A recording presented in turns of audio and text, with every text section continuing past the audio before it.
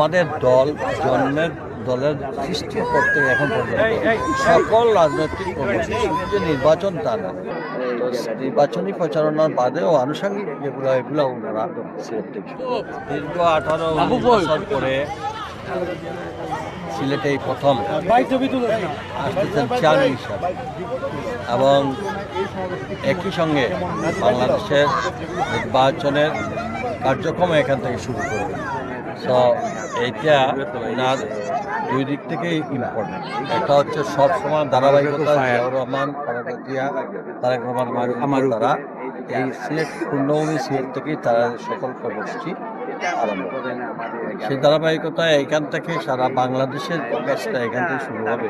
এখান থেকে উনি সারা দেশে নির্বাচনী প্রচারণায় নাম।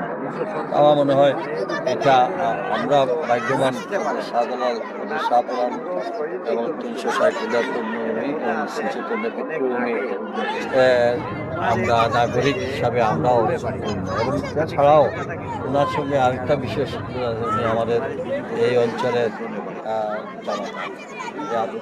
এই দিক থেকেও আমরা অন্যভাবে অন্য একটা ফিলিংস আমাদের এখানে কাজ করতেছি। আরও দেখেন তারেক রহমান আসবেন 22 তারিখ, কিন্তু এখন থেকেই প্রত্যেকটা পাড়ায় মহল্লায় গ্রামে গঞ্জে যান। আজকেই তো আমি 7-8টা মিটিং করেছি। মানুষ এখন তারেক রহমান আসবেন, মানুষের এই যে মানে স্বতঃস্ফূর্ততা এবং সবচেয়ে বড় জিনিস হচ্ছে সিলেটের মানুষ কখনো সকাল 12টার আগে এইখানে এইটাই পরীক্ষিত যে ওনার সমাবেশে ওনাকে কেন্দ্র করে দেখবেন 2-3 দিন আগ থেকে মানুষ ডেফিনেটলি সারা সিলেট বিভাগে একটা উৎসাহ। এটা আপনারা দেখবেন, আমরা বলবো কি পরিমাণে একটা অ্যাসেসমেন্ট করা এই মুহূর্তে সম্ভব হবে, কারণ মানুষের যখন এখনই ফ্লো শুরু হয়েছে নিশ্চয়ই এর বিষয়টা তো ওই দিনই প্রমাণ হবে।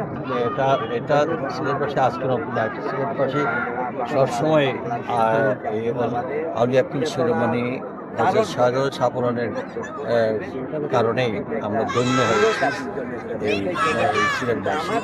আর আমাদের দলের সৃষ্টি করতে এখন পর্যন্ত সকল রাজনৈতিক কর্মসূচি যে নির্বাচন তা না। প্রেসিডেন্ট জিয়া এখানে প্রথম ক্যাবিনেট মিটিং করেছিলেন, প্রেসিডেন্ট জিয়া এখানে গ্রাম সরকার প্রধানটাও প্রথম শুরু করেছিলেন সিলেট। তো নির্বাচনী প্রচারণার বাদেও আনুষঙ্গিক এগুলো ওনারা সিলেট থেকে স্বাভাবিক বছর আমরা গত 2 দিন থেকে সবাই দেখেন না, আজকে সবারও দেখেন না কেন বিএনপি নেতাকর্মী একদম বিলবোর্ড দিয়ে সাজিয়ে ফেলছে, প্রার্থীরা পর্যন্ত সুযোগ পাচ্ছে না, বুঝেন না।